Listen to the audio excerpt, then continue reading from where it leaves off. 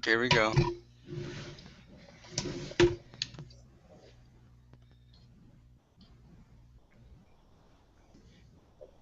The Hangout is on. Okay. Here we go.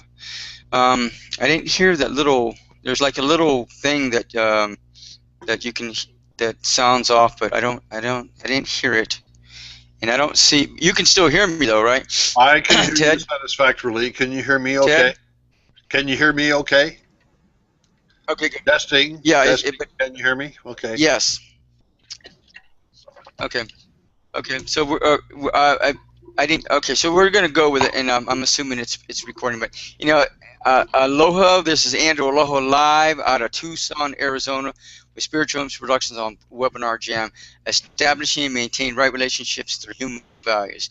Aloha and welcome to today's GPS Paranormal Golden Age Hangout, a webinar series we've been doing all week long since Monday, and we have an assortment of speakers that have been presenting and are going to be presenting today, and will be presenting tomorrow and Saturday and Sunday as well. So now today we have Ted Peters out of, now where are you located at, Ted? Aloha.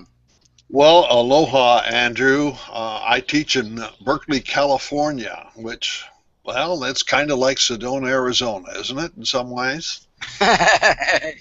Exactly. So yeah. Okay. I didn't realize that you. For some reason I can't. I don't know. Maybe you told me that, but I forgot. But you know, Ted Peters is talking about UFOs and mysticism or science. Are UFOs objective or subjective? Are UFOs spacecraft ferrying astronauts between planetary systems, or are UFOs mystical experiences with which unite the inner soul with the outer space?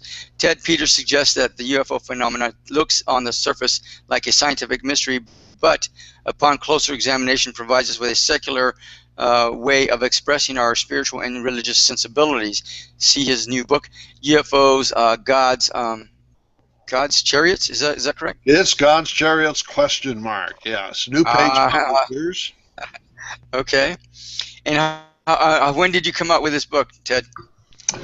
Well, this is the second edition. It just came out a month ago, but the first edition was published in 1977, and I thought I had nailed it. I thought I had understood the UFO phenomenon, and then things changed a little bit in the 1980s and 90s when we experienced those claims of abductions, which I call the hybridizer, you know, those very negative UFO experiences. So I felt I needed a new edition in order to account for and think through what this different phase in ufology has given us. Got it. So and so you go ahead at this point. So tell us about this mysticism, science of UFOs, and how you've come to conclude to all this. And then you have a PowerPoint presentation. I have a PowerPoint, and if you have patience, I'll try to give you the whole big argument and talk about various dimensions of the UFO experience and how we interpret them and what their significance for us might be on this planet. Okay, got it. Go ahead, whenever you're ready. All right. I'm going to get up the old PowerPoint here. Now, we were test running this earlier, and we managed to... Okay, there we go. Good, you did good. All right, I hope you can see it. Yep, I sure can. And I'm going to say, well, both. But we want to try to take this apart a little bit and see what we mean by it. As I mentioned, I'm a professor in Berkeley at the Graduate Theological Union, actually, and we have a research center called the Center for Theology and the Natural Sciences, and this is our journal. And you can see a picture of the Golden Gate Bridge. No, it's not broken. It's still under construction. And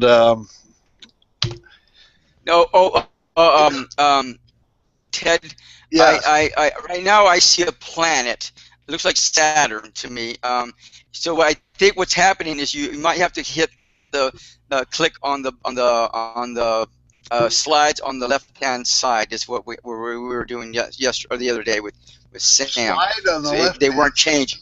Oh, Is it a slide? Yeah. Is there some slides on the left-hand side? well, In you order to should be change. seeing the journal right now, Theology and Science, and you're not seeing that? No, I see a planet with looks like Saturn with Oh, its right. All right. ring on around it. Now, let's see. Does that replace the Saturn with the journal there? No? Nope, nope, nope. I can't remember All right. how he did it, or I don't. But go Hold ahead. on just a minute, you in the audience. All right, now let's try Okay, it. now something's switching. Okay, go ahead. Well, Andrew, it's not working here. Because what he was doing is, oh, oh, no wonder we're not seeing it. It's not there to begin with. Is it now? Do you see? You mean the whole slideshow presentation is not there? Oh, all right. No, I still see the planet. Nuts. All right.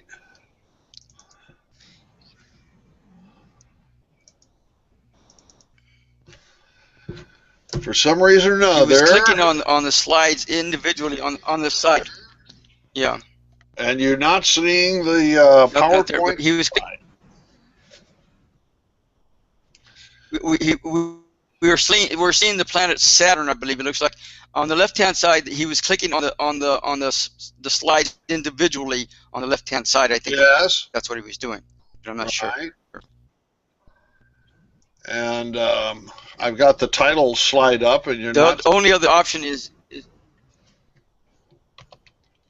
no, I'm not seeing that. I'm just seeing a planet. Well, Andrew, I don't know what to do here to help us.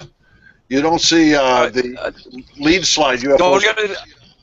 The only other, no, you see a planet. Can you put it on slideshow? Can you put it on slideshow and see if it'll work that way? You know what I'm saying? No, I don't. I've got the file open, and there's on the top left-hand corner. There's a place where it says you can click on it. It says slide. It'll say slide or slideshow. New. And you can click on it. All right. Click on that. I see slideshow. Okay. And see. From beginning. Is it up now? No, nothing. No, still. It's not. Okay, from current slide. No, not up yet. No. All right. Well, I tell you what. Let's just go with. And I apologize because I think it would have been nice to see your presentation, but and I don't know what Sam did to change that part. That slide. He was able to figure it out, and it took a couple of minutes, but he was able to manipulate, maneuver all of that. But right now it looks like let's just go without the PowerPoint for now, and then we'll have. Well, then let me ask you: should we start over from the beginning, Andrew? And can you put the camera on my face, and then I'll just look at the slides on my screen? Would that work? Okay. Yeah. Of course. Okay. So take it off of screen sharing for now. All right. And of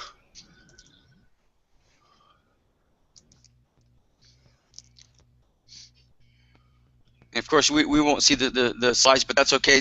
As long as it helps you refresh your memory. Yeah, right. Presentation, that's good too. You can just give us details. All right. Now, can you see me on your? No. Did you press on the green white button? No, but I can.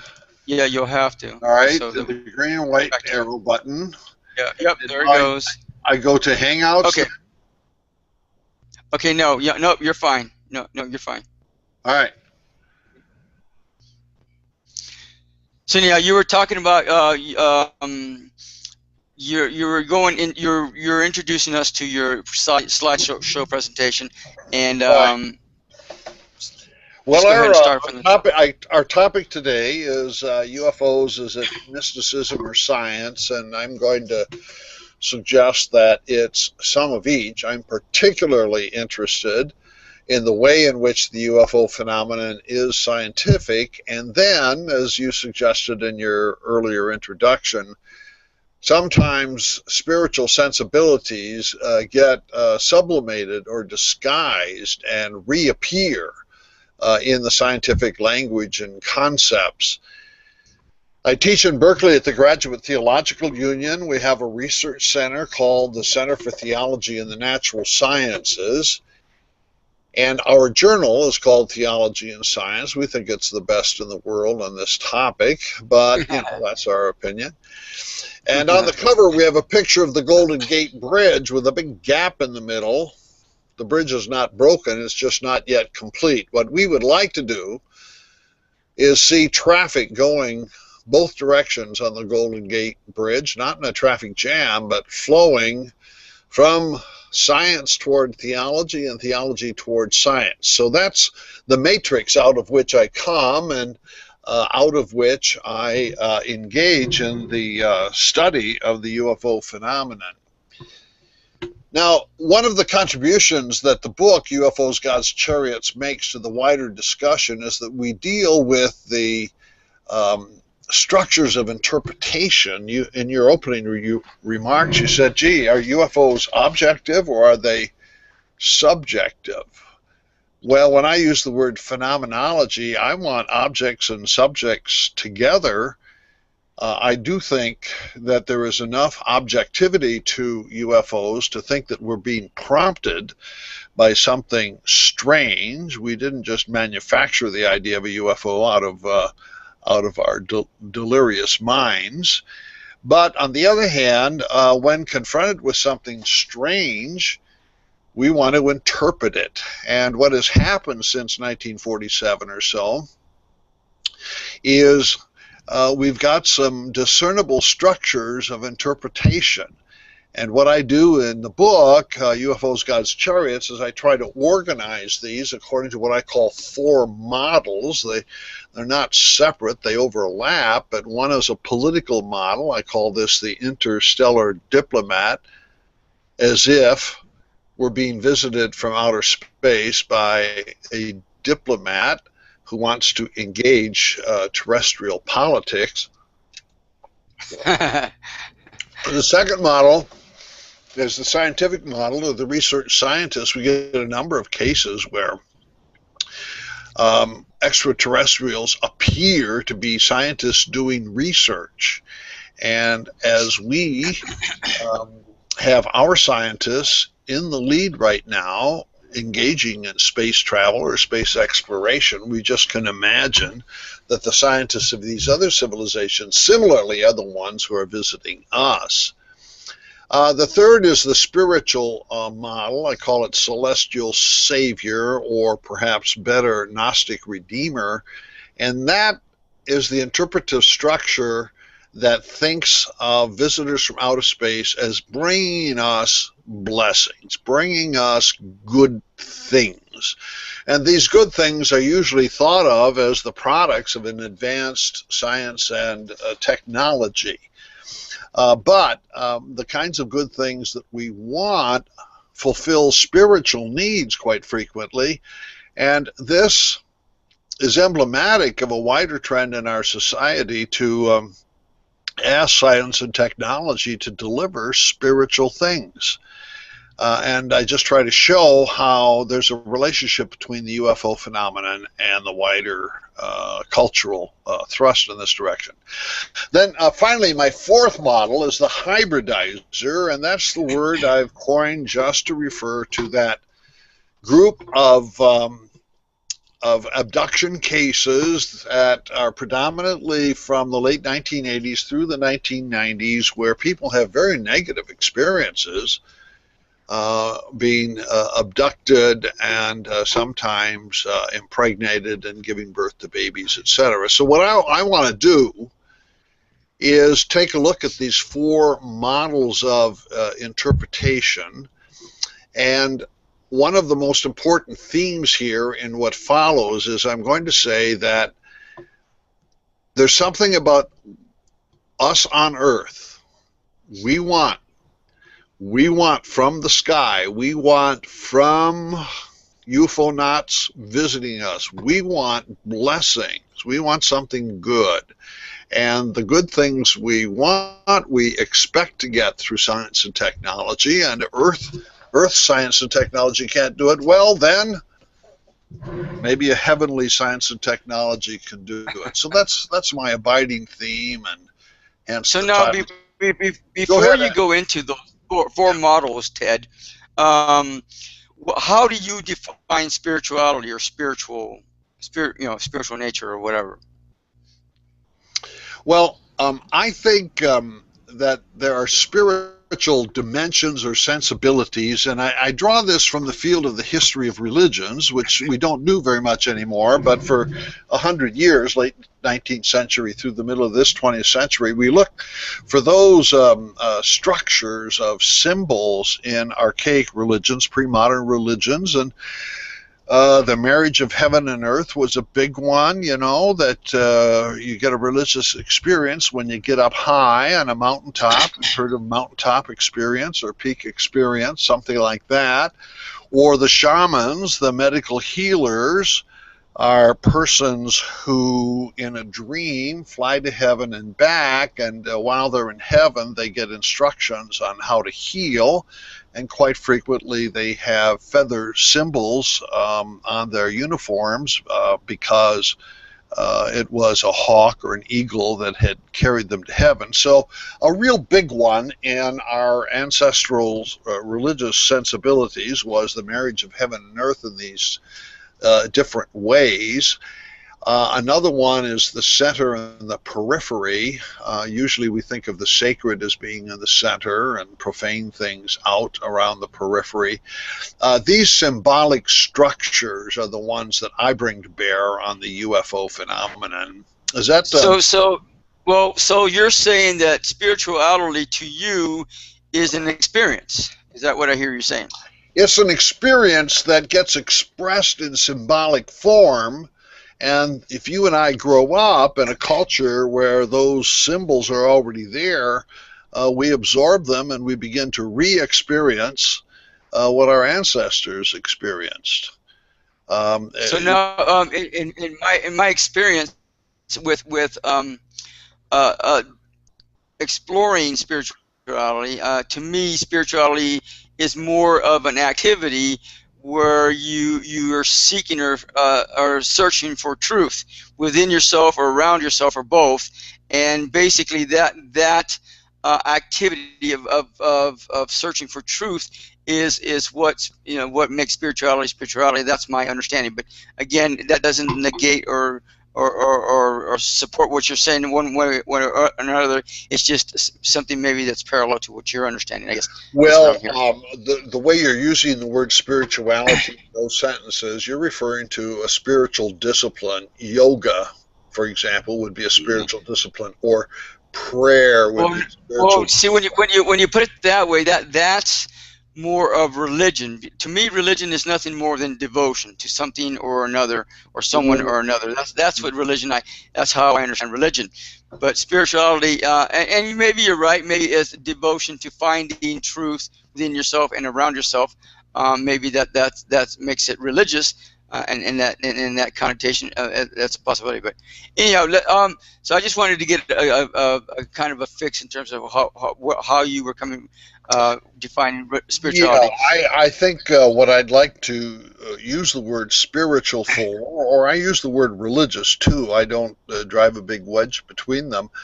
I want to refer to those sensibilities that rise up within our consciousness and within our psyches that have a certain transcendental dimension to them.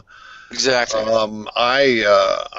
One of the central ones that I look at, I call it space in the soul, or outer space in my inner soul. And I think that our ancestors simply had an experience looking at the sky. And if you could imagine, on a sunny day in Arizona, on the beach. Do you have any beaches in Arizona? And you're looking at the I don't. sky.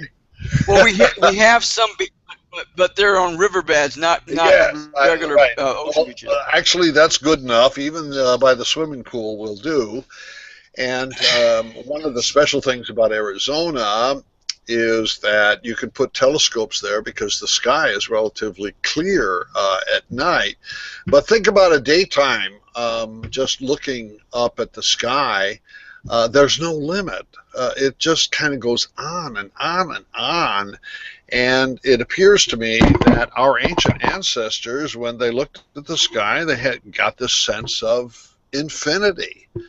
And when you look at ancient religious symbols and myths of sky gods, they usually are the more powerful gods in any pantheon. And if you think about the power of the sun or the power of a thundercloud and lightning, quite frequently these sky gods were playing with infinity, so to speak. And so the sky has this power over us that triggers something in our inner soul. And then in the modern world, we thought we conquered the sky. We get in airplanes and we fly at 30,000 feet and we look down on the sky. We look down on thunderclouds. And so the sky doesn't frighten us anymore. We have weather reporters that every day tell us what the sky is going to do tomorrow. And it doesn't matter how frequently they're wrong. We get this delusion Exactly. that science has somehow or other conquered the sky. And so the sky for us has been desacralized. But hidden right behind that sky was another sky, and that's outer space. And once we got into outer space, our spiritual sensibilities went back to the way they were 2,000, 3,000 years ago. Of 20 astronauts or so, I think 13 reported religious experiences while they were on their trips into space. And space just evokes within us religious sensibilities, I think. No matter how much mathematics and physical equations and all of those kinds of things are used to understand outer space, we still are just filled with an inner awe. And with the UFO phenomenon is that somehow or other, these shadow which we think come from outer space, they just pick up this religious valence. And we don't know for certain whether they come from the gods, but we kind of hope that they do. And so that's what I call the religious or the spiritual dimension. It's not a practice on anybody's part as much as it is something that just evokes these grand thoughts in the human mind. Is it a search? Oh, I think we human beings are almost by a definition on a search. One of the subtitle of my book, UFOs, Gods, Chariots, is Spirituality, Ancient Aliens, and Religious Yearnings in the Age of Extraterrestrial. I think we have yearnings deep within that make us want to what? Merge with the sky or merge with the totality of reality, which is pretty big these days when you think about the Milky Way galaxy and then the billions of additional galaxies that lie out there. I don't know about you, Andrew, but I've got outer space in my inner soul, and it expresses itself as a yearning.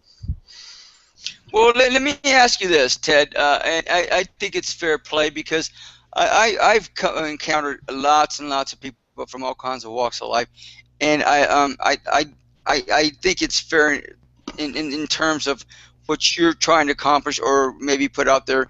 But have you been taken into ships? Have you been abducted? Have you been visited by ghosts or saints or angels? I actually am not an experiencer. Okay. I did do some investigations for a period for MUFON, the Mutual UFO Network, and so I did interview a number of experiencers, simple daylight disc or fly-by-night, as well as those who claim to have had abductions of a rather serious and traumatic and sometimes even spiritual nature. And sometimes I was, I have to say, a little bit envious. Hey, I wish that would happen to me as well. But no, I've been an investigator and not an experiencer, but I'm quite empathetic with those who claim firsthand experiences, and I work very diligently to try to understand them the way they understand themselves. And what is an experiencer?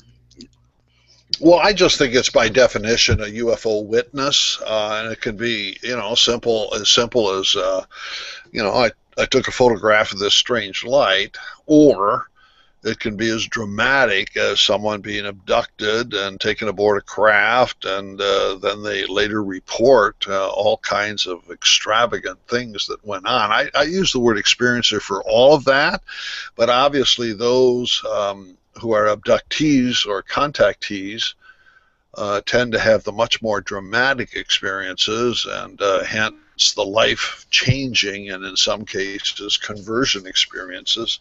And those are the most interesting ones. But I find a lot of continuity between simply watching a strange light or tracking one on radar or something like that, as well as these extremely dramatic accounts. Now, if somebody has an experience with a saint or a ghost, is that considered an experiencer as well?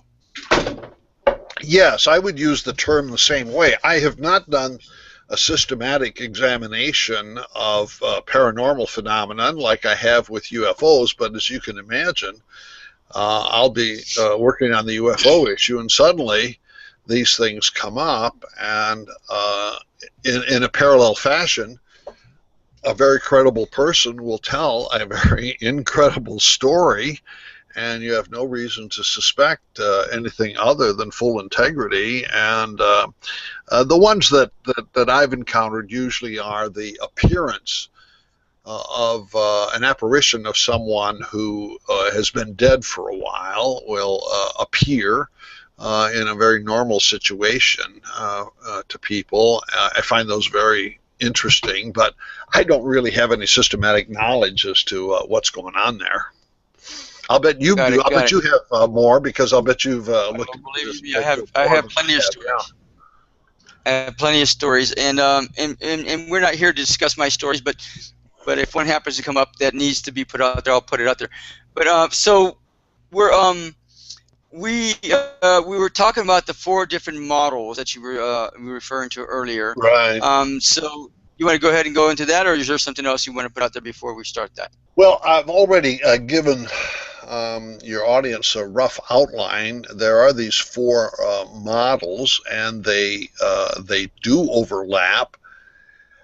Certainly, the controversy over the Roswell case in early July of 1947, and the controversy that runs right down to the present day, has strong political overtones. There are those who claim that Uncle Sam took into its possession a crashed UFO, and it was able then to extract some of the fancy gadgets and do some reverse engineering to help jumpstart American technology in the 1950s.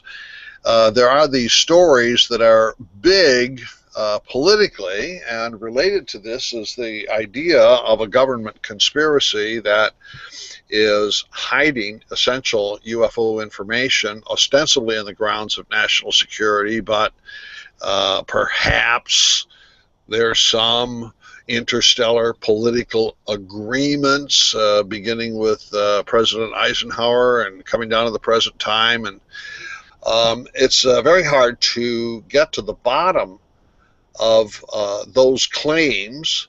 I do think that those who believe that there was a government conspiracy are motivated in part by a desire for power. As I said earlier, the sky emitted for our ancestors a sense of power.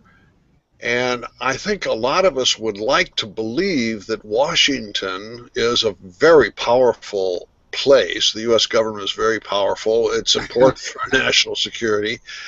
And so this idea that Washington has this esoteric knowledge that comes from the heavens, in this case outer space, gives us a kind of confidence. Wow, our government pulled it off.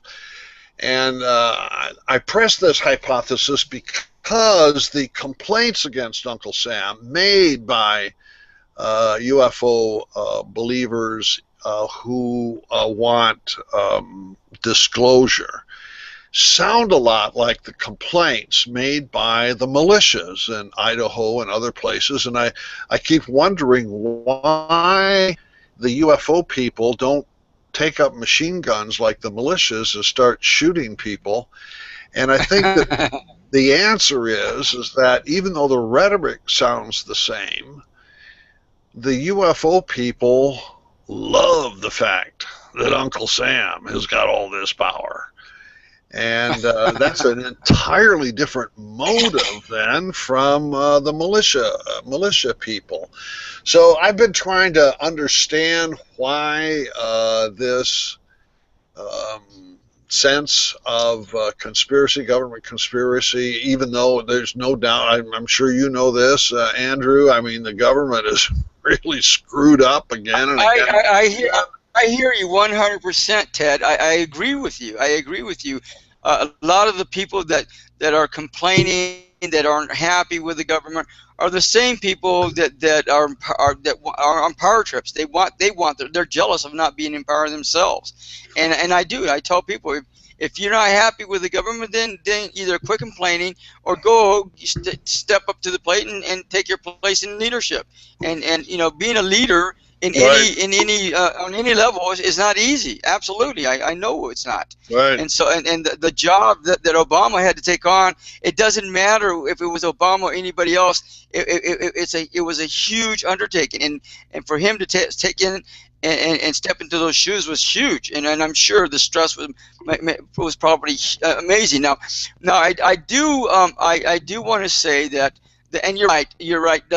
The White House, our leadership I think they have a pretty good significant amount of power, but compared to the beings, the extraterrestrial out there that have the capabilities that they have now, don't even compare to our system. Our system is still like back, like old school to them.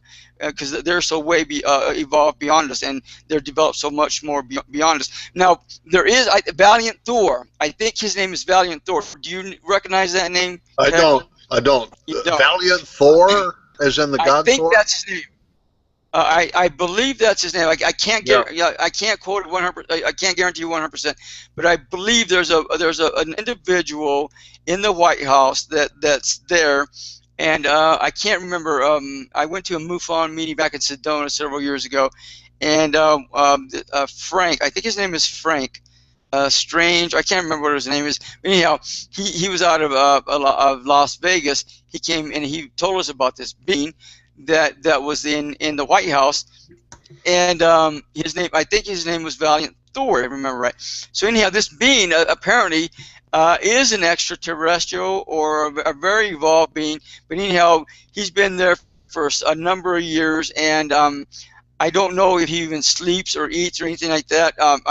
They have a room for him somewhere in the White House, and he gives a lot of these people a lot of advice, I guess. And I don't know all the things that he does, but apparently he's already demonstrated that people can live lives for hundreds of years. I don't know how many hundreds of years old he is, but I'm certain that he's several hundred years old. I'm not 100% again about that, but anyhow, I believe his name is Valiant Thor, and I asked this guy. I'm pretty sure his name was Frank, but I asked him. I said, "Can you can you tell Valiant Thor that I'd like him to visit and I just would like him to visit. And so, literally about 2 or 3 weeks later, I was at the time I was in Sedona working in I was painting the house. I was doing handyman services, and one of the jobs that I was doing was painting. So I was painting this house with these two other guys, and all of a sudden this Learjet, a really nice Learjet, came and circled the house where we were painting at like 2 or 3 times.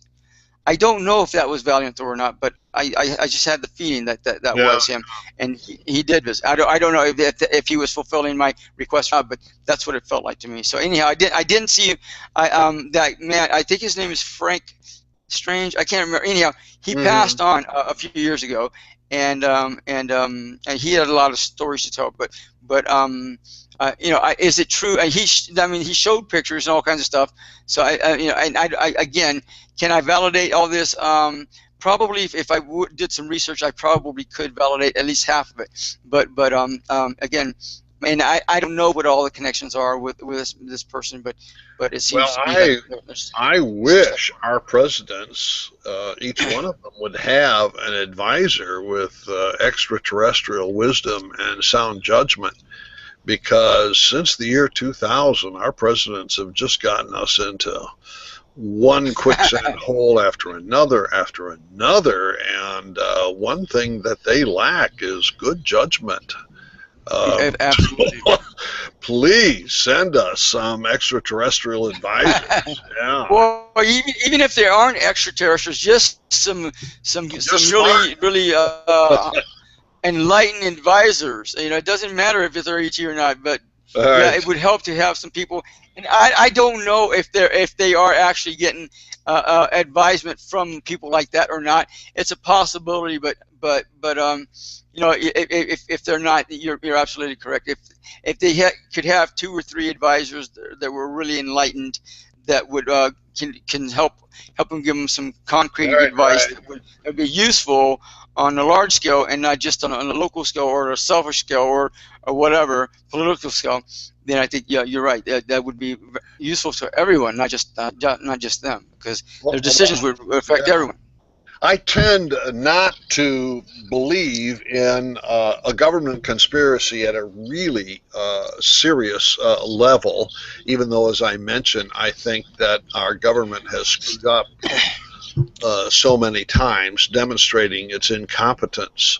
But I think there are 2 reasons to disbelieve the idea that there's some sort of political alliance between Washington and outer space, or that we have reversed engineered our technology.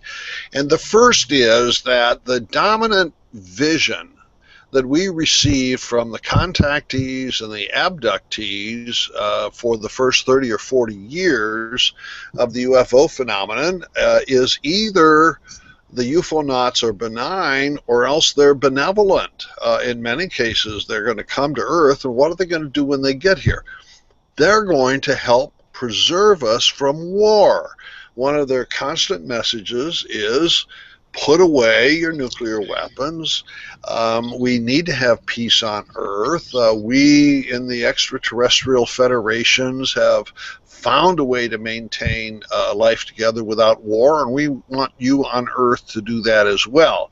All right, if that's the dominant message, then ever since World War II, which is the last noble war conducted by America, we've had one lousy, stinking war after another, filled with bad judgment and tragedy and mayhem and death, as Washington just fritters away tax dollars and people's lives, etc. And you would think that if we got advice, let alone technology, from extraterrestrials, that our politics would have looked a lot different, it seems to me. One of the cases... Go ahead. Before you go there, first of all, there have been, and I don't know that they're considered extraterrestrials, but there have been what you call masters, ascended masters, And again, it's undetermined whether they're extraterrestrial or not, but that have stepped in and circumvented wars. It was what was it, with John F. Kennedy in the Cuban crisis. Missile Crisis. It's my understanding they literally stepped in to prevent that from happening, and we were like inches away from that happening. That's a good point, Aloha. That's a good point. If they had, yeah. Go ahead. The Etheria Society was one of the cults or new religious movements that I looked into, and that was a cardinal principle. They would pray, actually, to extraterrestrials to intervene in periods of crisis, military crisis, but also natural crisis, hurricanes and things like that. And they claimed that extraterrestrial intervention actually prevented worse things from happening that did. So I grant you that's an alternative interpretation from the one that I just gave you. Got it. And again, it's undetermined whether these beings were considered extraterrestrials or not. But there was intervention on those levels, and if they hadn't intervened, I'm pretty sure that it's a good possibility we wouldn't be here right now. That's so anyhow, and then the other thing too is that the wars, the world wars, the 2 world wars, and all the other wars behind that had to happen to fulfill. And as you know, the New Testament, the New Testament of all prophecies that have been occurring, and that's it talks about all these thousands of people's blood being shed in order to fulfill the coming of the Christ, blah blah blah. And so that's all part of the program. But on the other side is who funded these wars? Of course, the banks and all the World Banks, all these people, and they got rich off these wars, and that's where their intentions were behind all that. So again, all this stuff was, I guess, was eminent regardless of whether we liked it or not, and that also at that time frame when these wars were happening, we were in the middle of Pisces transiting into the age of Aquarius. Both their energies were coming in full throttle and switching into the age of Aquarius, where we're at right now. And now we're almost completely in the age of Aquarius. But when those energies clash full tilt with each other, then that was an automatic, by default, energy that's coming through that was causing us to all that friction going on. And if that friction wouldn't have been going on, there probably would have been earthquakes and hurricanes and all that other stuff instead, or that would have destroyed us anyhow, or destroyed a lot of people anyhow. So I think if those wars wouldn't have happened, somebody or something, nature would have destroyed a lot, or destroyed a lot of people anyhow. I think it would have been. There are different ways of looking at this. You're reminding me of Steven Pinker at Harvard, sociobiologist, and Pinker argues that since World War II, the planet as a whole has had less violence and less war than previously. He thinks the world is actually getting better. Even though, yes, we see all kinds of violence on our television, but in fact, on a relative basis, we're better off than we have been. So that might fit your age of Aquarius scenario. On the other hand, we've got the climate change and the increase in the number of hurricanes and droughts and floods and all of that kind of thing going on. So it depends a little bit how you read the leaves in the bottom of the teacup. So I guess maybe I didn't explain earlier about the transiting, our solar system transiting from the age of Pisces to the age of Aquarius. And this is a factual based sense of information. If you go to any astronomer, they'll tell you the exact same thing, and they have nothing. A lot of them have nothing to do with religion or spirituality. They're just doing their scientific work. But it takes 150 years for our solar system to transit from one sign to the next, from the age of Pisces to the age of Aquarius. And the middle of that energy, of that 150 years, was literally World War I, World War II. So again, those energies are clashing with each other, and so no matter what, if we didn't have any wars at all, I'm sure that the Mother Nature would have had its own war, and we would have been going through all kinds of hurricanes and what's it called, well, I don't know about droughts, but maybe floods and volcanoes blowing off. All kind. The energy was. If we hadn't had those wars to diffuse that energy coming through, Mother Nature would have took care of a lot of people anyhow. So yeah. and now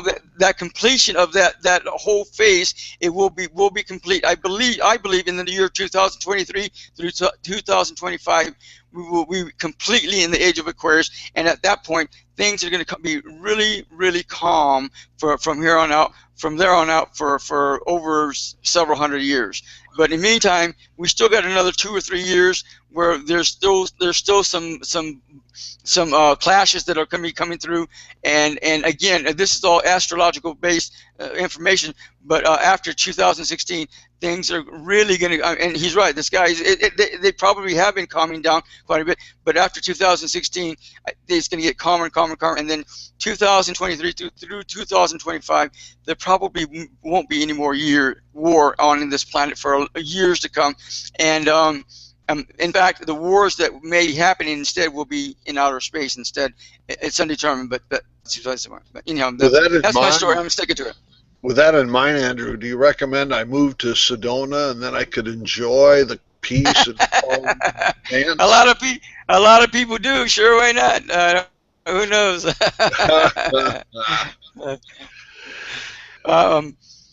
I personally moved out of Sedona last year. I'm now living in Tucson. Oh, so, I like Tucson. The university there has an astrobiology program, and the Jesuits have their astrophysics program there at the university.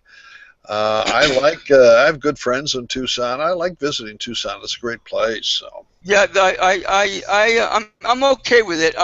I think that and even a few weeks ago, I went back to Sedona for about a week, and the energies still don't match the energies here in Tucson. The energies are so much more clear and crisper in Sedona than they are here. So I do appreciate Sedona now after the fact, I guess maybe, but I'm here in Tucson, so I'm just making the most of it. Absolutely. So we got about 10 minutes left, Ted. What else you got for us that you can just put there for 10 minutes? I think that what I do in the book that I invite the reader to try to think through with me is what appears to me to be a significant change in the UFO phenomenon from the late 1980s on. I had said, and I still stick by this, that for the first 4 decades of the UFO phenomenon, our interpretation was either neutral or very positive about the extraterrestrials.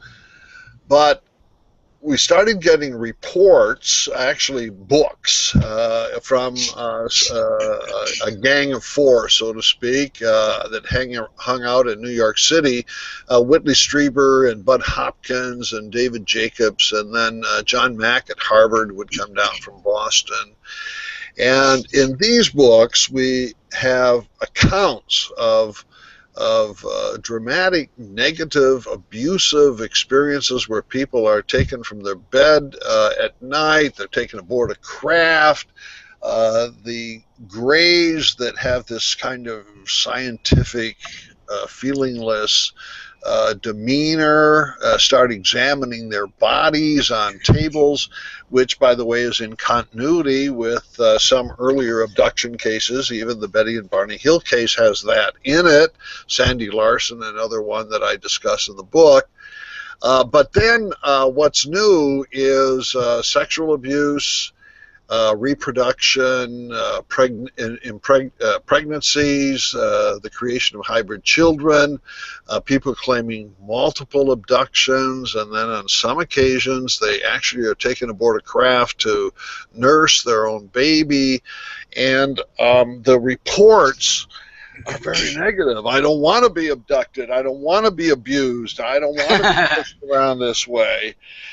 Um, and so this surprised me. And when John Mack's book Abduction became a national bestseller, I thought I need to look into this. So I went to Boston and had a meeting with Dr. Mack, and he had a research staff there.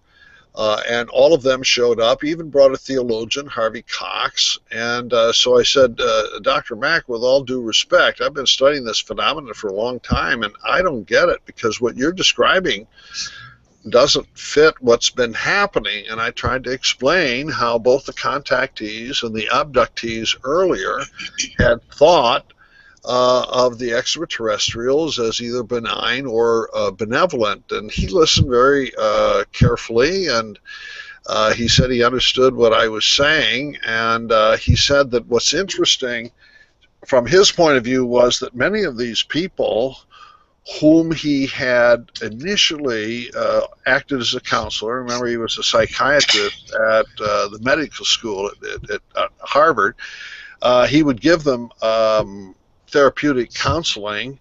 He said that after a period of time, they began to review their original experience and think of it much more positively. In fact, they began to think of it as a religious conversion.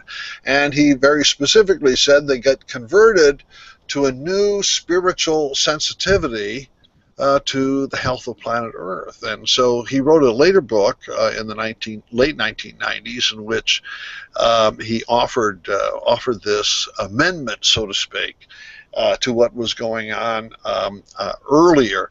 So what I needed to do then, when I put out the second edition of UFOs, God's Chariots, was to somehow integrate this into the larger picture, and how it is that we Earthlings structure or model our interpretation of what is basically a strange phenomenon. I don't think anybody has a blueprint that can explain exactly to every jot and tittle what's going on here in the UFO phenomenon. Now, one of the things that I hear you saying, Ted, is that, you know, back in the 90s, back in the 80s, people were being abducted for various purposes, mostly research, is my understanding. These beings, these ETs, were wanting to study humans and their reproductive systems, and also their emotional regards, and probably mental capabilities. But what I and again, these were all in the form of abductions. In the past few years, especially living in Sedona, I've heard on several occasions where the people were taken into ships for training purposes, to train them how to operate ships, how to operate equipment or whatever. Oh, really? While they're in their sleep.